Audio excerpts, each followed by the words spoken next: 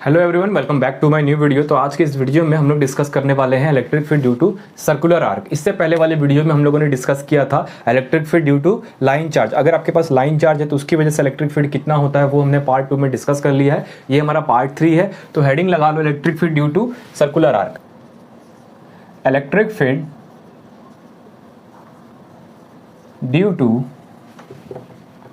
Circular arc. अगर कोई भी आपके पास सर्कुलर आर्क गिवन है तो उसकी वजह से सेंटर पर इलेक्ट्रिक फील्ड की वैल्यू कितनी होती है, चलो उसको निकालते हैं। ठीक है, तो देखिए यहाँ पे सपोज मान लीजिए ये हमारे पास एक सर्कुलर आर्क है। ओके, इसका लेंथ मान लो कैपिटल एल है, कैपिटल एल लेंथ का ये सर्कुलर आर्क है। इसके ऊपर खूब बढ़िया से चार्ज को डिस्ट्रीब्यूट कर दिया है, यहाँ यहाँ यहाँ यहाँ भी, यहाँ भी, यहाँ भी, यहाँ भी चार्ज को इक्वली डिस्ट्रीब्यूट कर दिया है। ठीक है, इस पॉइंट को मैं इसके सेंटर से जोड़ देता हूँ और इस पॉइंट को भी मैं इसके सेंटर से जोड़ देता हूँ कुछ इस तरीके से। ओके, इसका रेडियस है कैपिटल आर, इसका एंगल है अल्फा, अल्फा एंगल है। ओके, इसको मैं दो पार्ट में डिवाइड दे देता हूँ। हमें इस पॉइंट पे इलेक्ट्रिक फील्ड निकालना है। इस पॉइंट पे आपको पता है कि जब भी चार्ज को डिस्ट्रीब्यूट कर देते हैं किसी भी एलिमेंट पे तो उसकी वजह से इलेक्ट्रिक फील्ड कैसे निकालते हैं। सबसे पहले उसका एक एलिमेंट सिलेक्ट करते हैं, उस एलिमेंट में DQ चार्ज होता है, उस चार्ज की वजह से जो भी इलेक्ट्रिक फील्ड होता है फिर उसको इंटीग्रेट करते हैं और वहां से हम इलेक्ट्रिक फील्ड की वैल्यू निकालते हैं। तो कुछ ऐसा इसके अंदर भी करने वाले हैं। सपोज मान लो यहाँ पे मैंने एक एलिमेंट सिलेक्ट किया, DL एलिमेंट है, ये हमारा क्या है DL एलिमेंट है। इसके अंदर चार्ज क्या है, DQ चार्ज है। ओके, एज इट इज यहाँ पर भी मैंने एक एलिमेंट को सिलेक्ट किया, ये एलिमेंट DL है और इसके पास DQ चार्ज है। ओके, अब मैं ये दोनों पॉइंट को सेंटर से जोड़ूंगा कुछ इस तरीके से।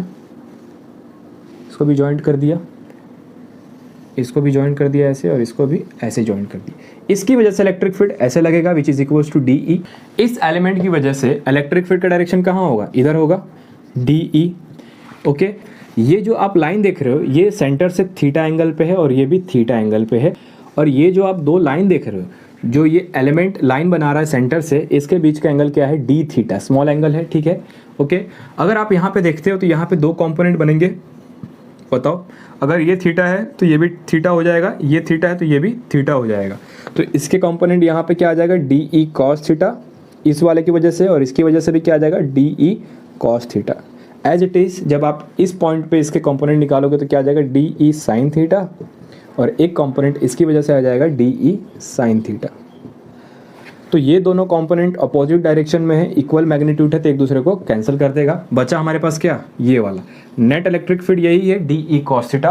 तो हमें इतना पता चल गया कि DE cos थीटा को अगर मैं इंटीग्रेट कर देता हूं तो ये मुझे इलेक्ट्रिक फील्ड दे देगा, नेट इलेक्ट्रिक फील्ड मुझे दे देगा सर्कुलर आर्क की वजह से।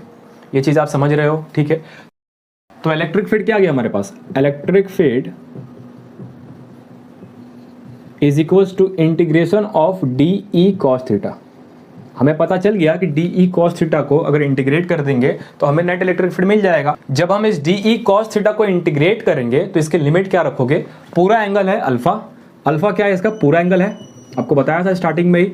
ठीक है, और ये इसका सेंटर लाइन है, तो जितना इधर पार्ट है उतना इधर भी पार्ट है, मतलब पूरा अल्फा है तो सेंटर लाइन के इधर वाला एंगल क्या हो गया, अल्फा/2, और इस साइड पे क्या हो गया, अल्फा/2। तो हम क्या करेंगे, हम इसका लिमिट -α/2 से लेके +α/2 तक इंटीग्रेट करेंगे। तो लिमिट क्या आ गया, लोअर लिमिट आ गया -α/2 और अपर लिमिट α/2। इस तरीके से इंटीग्रेट कर देंगे तो हमें नेट इलेक्ट्रिक फील्ड मिल जाएगा। ठीक है, अब इसके अंदर सबसे इंपॉर्टेंट पॉइंट है कि DE cos थीटा कंपोनेंट के अंदर DE तो निकालना पड़ेगा ना।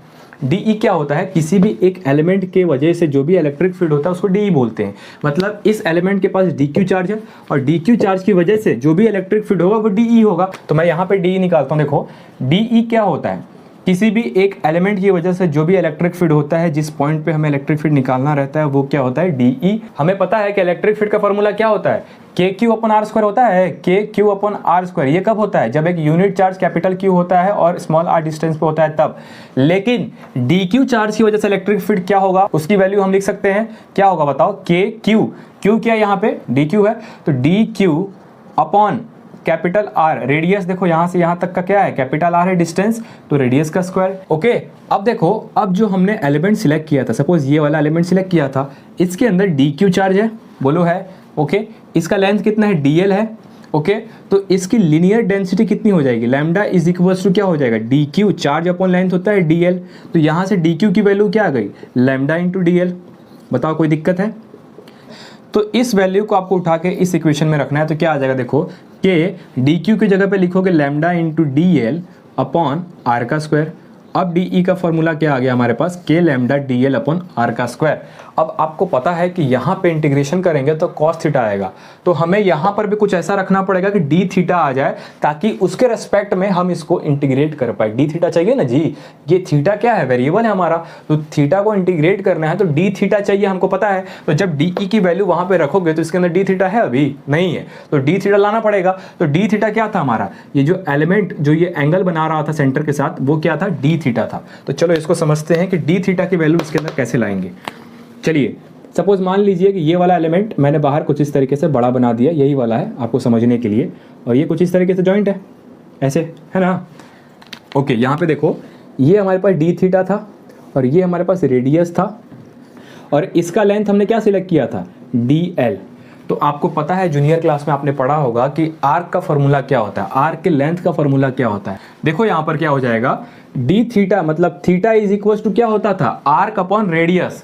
तो आर्क क्या है यहाँ पे, आर्क का लेंथ क्या है, डीएल है। देखो आर्क का लेंथ कितना है, डीएल है, और रेडियस कितना है, कैपिटल आर। तो यहाँ से डीएल की वैल्यू क्या आ गई, आर इंटू डी थीटा। ये सारे इंटीग्रेशन के प्रोसेस होते हैं, मुझे पता है कि यहाँ पे कॉस थीटा, इसीलिए मैं ये सारे प्रोसेस कर रहा हूँ, ताकि इसके अंदर जब वैल्यू रखूंगा डीएल के जगह पे तो वहाँ से डी थीटा आ जाए, और इसी डी थीटा को मैं यहाँ पे रख के इंटीग्रेट कर सकूँ। ये सारे सीक्वेंस आपको फॉलो करना पड़ेगा जब भी आप डिराइवेशन करोगे, आपके दिमाग में रहना चाहिए कि हाँ हमने ऐसे ऐसे किया था, क्योंकि हमें ऐसे करना था, यहाँ पे डी कॉस थीटा, इसीलिए हमने ऐसे किया। चलिए अब मैं क्या करूँगा, अब मैं इस डीएल की वैल्यू इसके अंदर रखूंगा और यहाँ से डीई की वैल्यू निकालूंगा, इस डीई की वैल्यू को डीई कॉस थीटा में रख के इंटीग्रेट करेंगे और वहाँ से फाइनल आंसर आएगा। ठीक है चलिए, तो यहाँ पे डीई क्या आया था, के lambda D L upon R square. इसको मैं यहाँ पे लिखता हूँ, यहाँ पे जगह नहीं है एक्चुअली। तो हमारे पास डी ई की वैल्यू क्या आ गई थी, K lambda D L upon R square, यही तो आई थी। देखो यहाँ पे K lambda D L upon R square. अब मैं क्या करूँगा, इस डी एल की वैल्यू इसके अंदर रखूँगा, मतलब डी एल के जगह पे क्या रखूँगा, आर डी थीटा। तो डी एल का हटा दूँ, आर डी थीटा। ये हमारे पास फाइनल रिजल्ट आ गया डी ई का। इसी वैल्यू को इसके अंदर रखना है, फिर इसको इंटीग्रेट करेंगे। तो बाकी सारी चीज़ें मैं रफ कर रहा हूँ, उसके बाद हम लोग इसको सॉल्व करेंगे। ठीक है, तो मैं इसको रफ कर दूँ, देख लो एक बार आप। ओके फाइन, चलो इसको मैं रफ कर रहा हूँ। अब कुछ नहीं करना है, अब आपको ये वाली वैल्यू इसके अंदर रखना है और उसको इंटीग्रेट करना है। तो देखो मैं यहाँ पे सॉल्व करता हूँ। डी ई क्या आ गया, K lambda R D theta upon R square into cos theta. Limit क्या है, माइनस अल्फा बाई 2 से लेके अल्फा बाई 2। एक आर से एक आर कैंसिल, बचा एक आर। ठीक है, तो क्या हो जाएगा हमारे पास, देखो K lambda cos theta D theta upon R. Limit minus alpha by 2 से अल्फा बाई 2। आपने लिमिट वाला कंसेप्ट किया होगा कि जब भी माइनस अल्फा से प्लस अल्फा आएगा तो उसको मैं ट्वाइस जीरो से लेके अल्फा कर सकता हूँ, आपको पता है ना। देखो सपोज मान लो कि मुझे इसका एरिया निकालना है, ये मेरे पास एक्सिस हो गया, और मुझे एरिया सपोज इस स्क्वायर का एरिया निकालना सपोज मुझे, और लिमिट क्या है देखो यहाँ पे माइनस ए से लेके प्लस ए तक। तो सेम एज इट इज है, माइनस अल्फा बाई 2 से लेके अल्फा बाई 2 तक लिमिट सेम है, बस साइन का रिवर्स है। तो हम क्या करते हैं, हम टोटल को इंटीग्रेट करेंगे। इससे अच्छा क्या करेंगे, हम क्या करेंगे ना, ट्वाइस कर देंगे। मतलब ये वाला नहीं निकालूंगा मैं, एक ही निकाल के इंटू 2 कर दूंगा, तो दोनों का एरिया आ जाएगा, क्योंकि दोनों सिमेट्री है। ये यहाँ पे कंसेप्ट यूज होता है माइनस अल्फा बाई 2 से लेके प्लस अल्फा बाई 2 वाले में। मैं यहाँ पे ट्वाइस कर दूंगा, मतलब ट्वाइस जीरो से लेके ए कर दूंगा। हम लोग क्या कर रहे थे, माइनस ए से लेके प्लस ए, और ये सारी चीजें आपको यहाँ पे दिखाई दे रही है कि हम क्यों कर रहे हैं। दोनों साइड सिमेट्री है, तो दोनों को इंटीग्रेट करें। इससे अच्छा एक को इंटीग्रेट करके 2 से इंटू कर दे, तो दोनों का एरिया निकल जाएगा। समझ गए कंसेप्ट आप यहाँ पे। ठीक है चलिए इसको मैं रफ करता हूँ। 0 से लेके alpha by 2 K lambda cos theta D theta upon R. अब हमने लिमिट को चेंज कर दिया ट्वाइस करके, 0 से लेके अल्फा बाई 2। ओके, अब चलो इसको सॉल्व करते हैं। इसको मैं यहाँ पे लिखता हूँ, जगह नहीं है नीचे। ओके, तो क्या आ जाएगा देखो, 2 K lambda upon are constant है, बाहर आ गया। इंटीग्रेशन करोगे कॉस थीटा डी थीटा का, कॉस थीटा डी थीटा का इंटीग्रेशन करोगे, लिमिट 0 से लेके अल्फा बाई 2। ओके, अब देखो फर्दर सॉल्व करेंगे। 2 K lambda upon R integration of cos theta होता है साइन थीटा, मैंने साइन थीटा लिख दिया। लिमिट क्या है, 0 से लेके अल्फा बाई 2। तो इलेक्ट्रिक फील्ड क्या आ गया, net electric field 2 K lambda upon are sine alpha by 2। ये हमारे पास फाइनल रिजल्ट आया। तो हमारे पास फाइनल रिजल्ट क्या आ गया, 2k lambda upon are sine alpha by 2। जब भी आपको सर्कुलर आर गिवन होगा, ये कुछ नहीं है, लाइन चार्ज ही था, ऐसे था, स्ट्रेट था, इसको हमने मोड़ दिया ऐसे, तो इलेक्ट्रिक फील्ड में चेंज आएगा ना अब। तो वो चेंज कितना आया देखो, 2k lambda upon are sine alpha by 2। बहुत ईजी है, इसको आपको याद रखना है, ठीक है, इसको आप याद रखना अच्छे से। अब हम लोग कुछ क्वेश्चन सॉल्व करेंगे। मैंने आपको बताया था जब हमने लाइन चार्ज का इलेक्ट्रिक फील्ड निकाला था, तो वहाँ पे बताया था कि जब हम सर्कुलर आर्क वाला इलेक्ट्रिक फील्ड निकालेंगे तो इन दोनों को मर्ज करके कुछ क्वेश्चन सॉल्व करेंगे, जहाँ से आपके कंसेप्ट और अच्छे से क्लियर हो जाएंगे, ठीक है। तो चलिए मैं सब कुछ रफ कर देता हूँ। सबसे इंपॉर्टेंट ये चीज़ है, इसको नोट कर लो, ये फॉर्मूला है, इस तरीके से डिराइव होता है जैसे मैंने आपको बताया है। नेट इलेक्ट्रिक फील्ड क्या आ गया, 2k lambda upon are sine alpha by 2। इसका मतलब अगर आपके पास कोई भी सर्कुलर आर्क है तो आप उसका एंगल निकालोगे, जैसे अल्फा यहाँ पे एंगल था, तो एंगल निकालोगे तो आपके पास इलेक्ट्रिक फील्ड का फॉर्मूला मिल जाएगा। अल्फा बाई 2 रखोगे, अल्फा जो भी रखोगे डिवाइड बाई 2 हो जाएगा, जो भी आंसर आएगा वो हमारा नेट इलेक्ट्रिक फील्ड होगा सर्कुलर आर्क की वजह से। ओके, इसको नोट कर लो और चलो कुछ क्वेश्चन सॉल्व करते हैं। नोट कर लिया आपने? चलो मैं रफ करूँ। ओके, चलो हम लोग सबसे पहले क्वेश्चन नंबर 1 सॉल्व करते हैं। मान लो कुछ इस तरीके से आपको सर्कुलर आर्क गिवन है।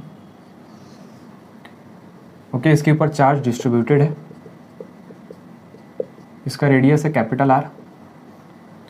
ओके, आपको कहता है कि नेट इलेक्ट्रिक फील्ड निकाल के दीजिए कितना होगा। अभी हमने फॉर्मूला पढ़ा था कि जब भी आपको सर्कुलर आर गिवन होता है तो उसकी वजह से नेट इलेक्ट्रिक फील्ड कैसे निकालते हैं। फॉर्मूला क्या था, यहाँ पे लिख देता हूँ, E net is equals to 2k lambda upon are sine alpha by 2। यही आया था अभी थोड़ी देर पहले। इसके अंदर वैल्यू रखोगे, लेकिन अल्फा क्या है, देखो अल्फा कैसे निकालोगे। तो यहाँ पर हमारे पास अल्फा क्या हो जाएगा, अल्फा मतलब ये सर्कुलर आर्क सेंटर पे जो एंगल बना रहा होगा, है ना, तो ये 90 डिग्री है। ओके, फॉर्मूले के अंदर अल्फा रखो और वैल्यू निकालो। देखो कैसे, E net is equals to क्या आ जाएगा, 2k lambda upon are sine alpha by 2। Alpha कितना है, 90 डिग्री डिवाइड बाई 2, तो कितना आ गया 45 degree. 2k lambda upon are sine 45 degree, sine 45 कितना होता है, 1/√2। तो अगेन लिखोगे 2k lambda upon are into 1/√2। 2 से √2 टाइम्स में चला जाएगा, तो ऊपर क्या आ गया देखो, √2k लैम्डा अपॉन आर। ये हमारे पास क्या आ गया, इलेक्ट्रिक फील्ड आ गया। अगर आपके पास कोई भी एक 90 डिग्री पे सर्कुलर आर्क गिवन है तो उसकी वजह से इलेक्ट्रिक फील्ड कितना होता है, √2k लैम्डा अपॉन आर। तो ये हमारा फर्स्ट केस था कि अगर आपके पास अल्फा 90 डिग्री है, कुछ इस तरीके से सर्कुलर आर्क है, तो इलेक्ट्रिक फील्ड क्या हो जाएगा, √2k लैम्डा अपॉन आर। चलिए नेक्स्ट क्वेश्चन देखते हैं। अगर आपके पास कुछ इस तरीके से सर्कुलर आर्क गिवन है जो कि 180 डिग्री पे है, इसके ऊपर चार्ज खूब बढ़िया तरीके से इसके ऊपर बिठा दिया इस तरीके से। ओके, अब आपको बोलता है कि इलेक्ट्रिक फील्ड निकाल के दिखाओ कितना होगा ई नेट। अगेन हम क्या करेंगे, फॉर्मूला यूज करेंगे। अगर आपके पास एंगल है तो क्या है formula, electric field is equals to 2k lambda upon capital R into sine alpha by 2। Alpha क्या होता है, पूरा एंगल सर्कुलर आर्क का एंगल कितना है, 180 डिग्री। क्या हो जाएगा 2k lambda upon are sine alpha है 180 डिग्री डिवाइड बाई 2, कट के हो जाएगा 90 डिग्री। तो क्या हो जाएगा हमारे पास 2k lambda upon are sine 90 होता है 1 से इंटू कर दो, तो आंसर क्या आ गया, 2k लैम्डा अपॉन आर। ये इलेक्ट्रिक फील्ड आ गया। अगर आपके पास 180 डिग्री पे सर्कुलर आर्क रखा है तो कुछ इस तरीके से आप निकाल सकते हो। लेकिन क्या होगा, सोचो थोड़ा सा, अगर मैं इधर का लीनियर चार्ज डेंसिटी चेंज कर देता हूँ, मतलब नेगेटिव कर देता हूँ, तो क्या इलेक्ट्रिक फील्ड यही रहेगा। मान लो यहाँ पे नेगेटिव चार्ज रख देता हूँ, तो इलेक्ट्रिक फील्ड में कैसे चेंज आएंगे और क्या होगा नेट इलेक्ट्रिक फील्ड। चलिए इसको सॉल्व करते हैं, इसको रफ कर दूँ। ओके, देखो यहाँ पे इसको मैं डिवाइड कर देता हूँ ऐसे। इसकी वजह से इलेक्ट्रिक फील्ड का डायरेक्शन इधर होगा, बताओ होगा कि नहीं होगा, नेट इलेक्ट्रिक फील्ड का डायरेक्शन। इसकी वजह से जिसके पास linear charge density minus lambda, इसके पास प्लस लैम्डा है, तो इसका डायरेक्शन क्या होगा, नेट इलेक्ट्रिक फील्ड का इधर होगा। बताइए कोई दिक्कत है, इलेक्ट्रिक फील्ड का डायरेक्शन चेंज होगा, नेट इलेक्ट्रिक फील्ड का डायरेक्शन चेंज होगा, लेकिन मैग्नीट्यूड में चेंज नहीं होगा। तो क्या हो जाएगा, तो इसका नेट इलेक्ट्रिक फील्ड का डायरेक्शन किधर होगा, इधर होगा। बताओ ये वाला क्या होगा, नेट इलेक्ट्रिक फील्ड होगा। तो कैसे निकालेंगे, ये 90 डिग्री पे है तो निकाल सकते हो net electric field, E net is equals to under root E का स्क्वायर प्लस ई का स्क्वायर। यहाँ भी ई है और यहाँ भी ई है, तो क्या आ जाएगा √2e। तो ई क्या आया था हमारा, ई हमारा इसके अंदर आया था, हमने अभी थोड़ी देर पहले इसकी वजह से ई कितना निकाला था, ये जब सिर्फ इतना रखोगे तो आया था √2k लैम्डा अपॉन आर, यही तो आया था। रूट टू के लैम्डा अपॉन आर आया था ना, जब सिर्फ आप ये 90 डिग्री वाले सर्कुलर आर्क को लेके चलोगे और इसकी वजह से नेट इलेक्ट्रिक फील्ड ई निकाले थे तो कितना आया था, रूट टू के लैम्डा अपॉन आर, यही आया था। ओके, तो इसी वैल्यू को यहाँ पे रखोगे क्योंकि दोनों साइड ई की वैल्यू सेम है और ई की वैल्यू क्या है, रूट टू के lambda upon are. Root two E है, रूट टू हमने लिख दिया, ई की वैल्यू क्या है, रूट टू के लैम्डा अपॉन आर, तो रूट टू के lambda upon are, root two से रूट टू होता है 2 K lambda upon R. Electric field, net electric field कितनी आ गई, और ये कौन सी डायरेक्शन में, डायरेक्शन मेंशन करना होगा तो क्या करोगे, आई कैप, मतलब एक्स डायरेक्शन में है। ठीक है, अगर आपके पास एक लीनियर चार्ज डेंसिटी अलग आती है और दूसरी अलग आती है तो आपको सिर्फ डायरेक्शन को मेंशन करना है, उसके बाद नेट इलेक्ट्रिक फील्ड निकाल देना है, फॉर्मूला वही रहेगा, सिर्फ और सिर्फ डायरेक्शन चेंज हुआ है। आई होप आपको ये कंसेप्ट समझ में आया होगा, है ना। चलिए आगे बढ़ते हैं। आपको एक पूरा सर्कुलर आर्क दे दिया कुछ इस तरीके से, जिसका रेडियस आर है, तो इसकी वजह से इलेक्ट्रिक फील्ड कितना होगा सेंटर में, बताओ। सर्कुलर आर्क है, थोड़ा सर्कल अच्छे से नहीं बना है, आप बना लेना, ठीक है। इसकी वजह से सेंटर पे इलेक्ट्रिक फील्ड की वैल्यू कितनी होगी, ई नेट, सोच के बताओ कितनी होगी। कुछ नहीं करना, जो भी चीज़ें सीखते हैं ना उसको जोड़ जोड़ के यहाँ पे आएंगे। देखो कैसे, इसको मैं 2 पार्ट पे डिवाइड दे देता हूँ, 2 पार्ट में डिवाइड दे दिया, ठीक है। अगर ऊपर वाले पार्ट को देखते हो तो इसके पास अल्फा कितना है, 180 डिग्री है। इसकी वजह से नेट इलेक्ट्रिक फील्ड हमने निकाला था, जब पूरा पॉजिटिव चार्ज आता तो क्या आया था, 2 के लैम्डा अपॉन आर, यही आया था, ठीक है। तो ऊपर वाले से मान लो ये E1 इलेक्ट्रिक फील्ड आ रहा है नीचे के डायरेक्शन में, और नीचे वाला भी क्या है, अल्फा 180 डिग्री पे है, तो इसकी वजह से भी कहाँ जाएगा इलेक्ट्रिक फील्ड, ऊपर जाएगा। E2 मान लो, इसका भी वैल्यू क्या आएगा, 2 के लैम्डा अपॉन आर, क्योंकि रेडियस तो सेम ही है ना दोनों का, है ना। तो एक दूसरे को कैंसिल कर देंगे, अपोजिट डायरेक्शन में है, तो नेट इलेक्ट्रिक फील्ड कितना आ गया यहाँ पे, 0। कोई दिक्कत है। सर्कुलर आर्क, पूरा सर्कल एकदम आर्क, और उसकी वजह से सेंटर पर नेट इलेक्ट्रिक फील्ड की वैल्यू कितनी होती है, 0 होती है। ओके, नेक्स्ट क्वेश्चन सॉल्व करने से पहले थोड़ा सा मैं रिवाइज करवाना चाहता हूँ आपको। जब हमने लाइन चार्ज की वजह से 2 इलेक्ट्रिक फील्ड निकाली थी, एक पैरेलल थी और एक परपेंडिकुलर थी, तो उन दोनों की वैल्यू मैं यहाँ पे लिख देता हूँ क्योंकि अभी जो क्वेश्चन सॉल्व करेंगे उसके अंदर उसका यूज होगा, ठीक है। तो जब हमने, मान लो ये लाइन चार्ज था, इसकी वजह से सेंटर पर हमने निकाला था ना, यहाँ पे 2 आई थी इलेक्ट्रिक फील्ड, एक परपेंडिकुलर और एक पैरेलल, ठीक है। तो यहाँ पे परपेंडिकुलर इलेक्ट्रिक फील्ड लिख रहा हूँ, क्या आया था, के लैम्डा अपॉन, मान लो ये डिस्टेंस स्मॉल आर है, स्मॉल आर, ब्रैकेट में sin θ1 प्लस sin θ2, ये परपेंडिकुलर आया था। और अगर आप पैरेलल निकालोगे तो क्या आया था, के lambda upon r cos θ2 minus cos θ1, यही आया था, ठीक है। अब ये θ1 θ2 क्या था, θ1 ऊपर वाला एंगल था, θ2 नीचे वाला एंगल था। ओके, अब चलो क्वेश्चन सॉल्व करते हैं। सपोज आपके पास एक लाइन चार्ज है जो कि इन्फिनिटी पे जा रहा है, और यहाँ से सर्कुलर आर्क बना के ऐसे घूम जा रहा है, और ये भी इन्फिनिटी पे जा रहा है, दोनों एंड इसके इन्फिनिटी पे जा रहे हैं, ठीक है। और यहाँ पे आपको इस पॉइंट पे इलेक्ट्रिक फील्ड निकालना है। सपोज मान लो ये एक सर्कुलर आर्क है, इसके ऊपर चार्ज इस तरीके से रखा हुआ है, डिस्ट्रीब्यूटेड है, और लाइन चार्ज के ऊपर भी कुछ इस तरीके से डिस्ट्रीब्यूटेड है।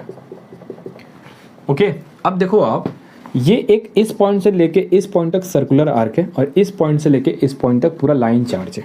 तो कैसे सॉल्व करेंगे, सबसे पहले जितने भी एलिमेंट है उनकी वजह से इलेक्ट्रिक फील्ड निकालते हैं। सपोज मान लो अभी सबसे पहले ये हमारा पार्ट 1 है, इसको सॉल्व करते हैं। इसकी वजह से इलेक्ट्रिक फील्ड हमने निकाला था, 2 डायरेक्शन में होती है, पहला कहाँ होता है, पहला होगा परपेंडिकुलर, दूसरा होगा इसके पैरेलल, इस तरीके से। मान लो ये हमारे पास ई आ गई, इसकी वजह से ई आ रही है, ठीक है। एज इट इज इसकी वजह से निकालोगे इस पॉइंट तक लाइन चार्ज की वजह से, तो एक तो इसके परपेंडिकुलर आ गई और एक इसके पैरेलल अवे कुछ इस तरीके से आ गई। यहाँ पर अगर आप देखते हो तो दोनों का लेंथ इन्फिनिटी तक जा रहा है, तो इलेक्ट्रिक फील्ड सिमिलर ही होगी ना दोनों की, बताओ, ई और ई होगी, है ना, यहाँ भी ई होगा।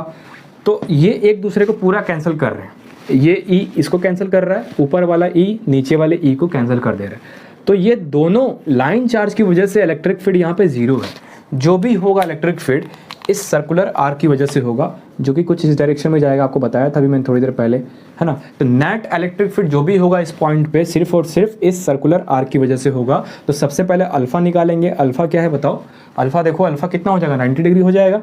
फॉर्मूले में रखो, फॉर्मूला क्या था देखो, E net is equals to 2 K lambda upon are sine, alpha कितना है 90 डिग्री, 90/2, तो कितना हो गया 45, तो 2 K lambda upon are sine 45, sine 45 होता है 1/√2, 2 के लैम्डा अपॉन आर 1/√2, एक √2 से एक √2 कैंसिल, बचा क्या √2 के लैम्डा अपॉन आर। ये हमारे पास नेट इलेक्ट्रिक फील्ड आ गई। नेट इलेक्ट्रिक फील्ड हमारे पास क्या आ गई, √2 के लैम्डा अपॉन आर। ये इलेक्ट्रिक फील्ड सिर्फ और सिर्फ सर्कुलर आर्क की वजह से आई है। लाइन चार्ज की वजह से इलेक्ट्रिक फील्ड यहाँ पे कैंसिल हो चुकी है, सिर्फ और सिर्फ सर्कुलर आर्क की वजह से आई है, जो कि √2 k λ/r आया है। ठीक है, अब चलो लास्ट क्वेश्चन सॉल्व करते हैं और उसके बाद इस लेक्चर को समाप्त करते हैं। नेक्स्ट क्वेश्चन कुछ इस तरीके से है कि ऊपर में इन्फिनिटी तक लाइन चार्ज है कुछ इस तरीके से, और यहाँ पे सर्कुलर आर्क बना के फिर इन्फिनिटी तक लाइन चार्ज है। चार्ज को बिठाया है, इधर बिठाया इधर बिठाया, बोला बैठ जाओ, सबको बिठा दिया, अच्छे से डिस्ट्रीब्यूट कर दिया है, किसी को ज़्यादा नहीं मिलेगा, सबको बराबर मिलेगा। ओके चलो, सेंटर पे इलेक्ट्रिक फील्ड निकालना है जिसका रेडियस है कैपिटल R। हम लाइन चार्ज 1 को पहले निकालते हैं जो कि इस पॉइंट तक है और इन्फिनिटी तक जा रहा है। तो इसके डायरेक्शन देखो, पहला तो हो जाएगा परपेंडिकुलर, दूसरा हो जाएगा पैरेलल। इसकी वजह से मान लो E और E है और दोनों लाइन चार्ज इन्फिनिटी पे जा रहे हैं, तो इलेक्ट्रिक फील्ड की वैल्यू सेम होगी और सेम डिस्टेंस है। मान लो ये भी कैपिटल R पे है और ये भी कैपिटल R पे है, तो इलेक्ट्रिक फील्ड का मैग्नीट्यूड दोनों लाइन चार्ज की वजह से सेम होगी। हमें सिर्फ डायरेक्शन को मेंशन करना है। इसकी वजह से निकाल दिया ये दो E और E, इसकी वजह से भी निकालेंगे जो कि इन्फिनिटी पे जा रहा है। तो पहला हो जाएगा परपेंडिकुलर और दूसरा इलेक्ट्रिक फील्ड का डायरेक्शन कुछ इस डायरेक्शन में होगा पहले वाले के साथ। ये जो सेमी सर्कुलर आर्क है इसकी वजह से नेट इलेक्ट्रिक फील्ड का डायरेक्शन ऊपर होगा कुछ इस तरीके से। ओके, हमारे पास इलेक्ट्रिक फील्ड दो आई है, ऊपर में सेमी सर्कुलर आर्क की वजह से आई है और लाइन चार्ज की वजह से पैरेलल वाला एक साथ ओवरलैप हो गया यहाँ पे। तो इन दोनों को सॉल्व करते हैं, दोनों की वैल्यू निकालते हैं और देखते हैं अगर सेम वैल्यू आ गई तो 0 हो जाएगा, नहीं तो अगर किसी का भी ज़्यादा आएगा तो हम उसका नेट निकाल देंगे दूसरे वाले को माइनस करके। चलिए इसको सॉल्व करें।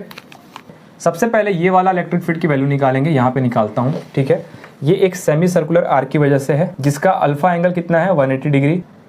तो वहाँ पर देखो नेट इलेक्ट्रिक फील्ड की वैल्यू क्या आ रही है 2 k λ/r sin α/2। तो यहाँ पे लिख दूँ E = 2 k λ/r sin alpha कितना है 180 / 2। तो इलेक्ट्रिक फील्ड कितनी आ गई 2 k λ/r sin 90 आ गया, sin 90 होता है 1। तो इलेक्ट्रिक फील्ड की वैल्यू क्या आ गई 2 k λ/r, sin 90 की वैल्यू 1 होती है, 1 × 2 k λ/r करोगे तो क्या आ जाएगा 2 k λ/r। ऊपर वाला इलेक्ट्रिक फील्ड हमने निकाल दिया 2 k λ/r। अब बारी है नीचे वाले की निकालने की। तो नीचे वाले के लिए हम क्या करते थे, ये पैरेलल वाला है, लाइन के पैरेलल वाला है, तो फार्मूला कौन सा है k λ/r cos θ2 - cos θ1। तो लाइन चार्ज की वजह से पैरेलल क्या होता है देख लो, पैरेलल पहले निकालते हैं k λ/r cos θ2। θ2 का मतलब नीचे वाला एंगल, तो लाइन के नीचे वाला 0 है, तो θ2 कितना आ गया 0 डिग्री आ गया, माइनस cos θ1। θ1 मतलब लाइन के इस पॉइंट के लाइन के ऊपर वाला एंगल जो कि इन्फिनाइट तक जा रहा है, तो 90 डिग्री। तो cos 90 डिग्री यहाँ पे आ गया। ठीक है, cos 0 होता है 1, cos 90 होता है 0, 1 - 0 = 1। तो आंसर क्या आ गया, E पैरेलल k λ/r। ये तो एक इलेक्ट्रिक फील्ड आया एक लाइन चार्ज की वजह से, दूसरा भी तो है यहाँ पे, इसकी वजह से भी E आ रहा है यहाँ पे। दोनों इलेक्ट्रिक फील्ड आ रही है ना लाइन चार्ज की, तो दोनों को ऐड कर दोगे k λ/r plus k λ/r। यहाँ पे स्मॉल r नहीं आएगा, यहाँ पे कैपिटल R आएगा, क्योंकि इस पॉइंट से यहाँ तक का डिस्टेंस क्या है कैपिटल R है, तो कैपिटल R आएगा यहाँ पे। ओके, अब देखो, अब हमारे पास यहाँ पे दो इलेक्ट्रिक फील्ड है, एक इस लाइन चार्ज की वजह से और एक इस लाइन चार्ज की वजह से। तो दोनों को ऐड कर दोगे, एक ही डायरेक्शन में है, तो E net = E1 + E2 कर दोगे, दोनों सेम होगा, क्या होगा k λ/r plus k λ/r। दोनों का नेट क्या आ जाएगा 2 k λ/r। बताओ कोई दिक्कत है? तो नीचे वाले का नेट इलेक्ट्रिक फील्ड कितना आ गया 2 k λ/r, ऊपर वाले का क्या आया था 2 k λ/r। ऊपर भी सेम है नीचे भी सेम है, डायरेक्शन अपोजिट है, तो एक दूसरे को कैंसिल कर देंगे, तो नेट इलेक्ट्रिक फील्ड कितना आ गया 0। समझ में आया आपको ये क्वेश्चन? ऐसे और वीडियोस के लिए आप हमारे चैनल को सब्सक्राइब कर लो। अगर आपको कोई भी डाउट आता तो नीचे कमेंट करके बताओ, भैया आपके साथ है। Thank you so much for watching this video. मिलते हैं किसी नए वीडियो में, तब तक के लिए जाइए पढ़ाई करिए, इतना पढ़ाई करिए कि सब चौकन्ना हो जाएगा। क्या कर रहा है ये लड़का, पहले क्या करता था और अब क्या कर रहा है। इतना पढ़ना है हमको, इस लेवल तक पढ़ना है कि सब लोग घबरा जाएंगे क्या कर रहा है ये। तो किसी भी चीज़ से डरना नहीं है, बस मेहनत करना है, जम के एकदम अपना बेस्ट करना है। मिलते हैं किसी नए वीडियो में, तब तक के लिए बाय।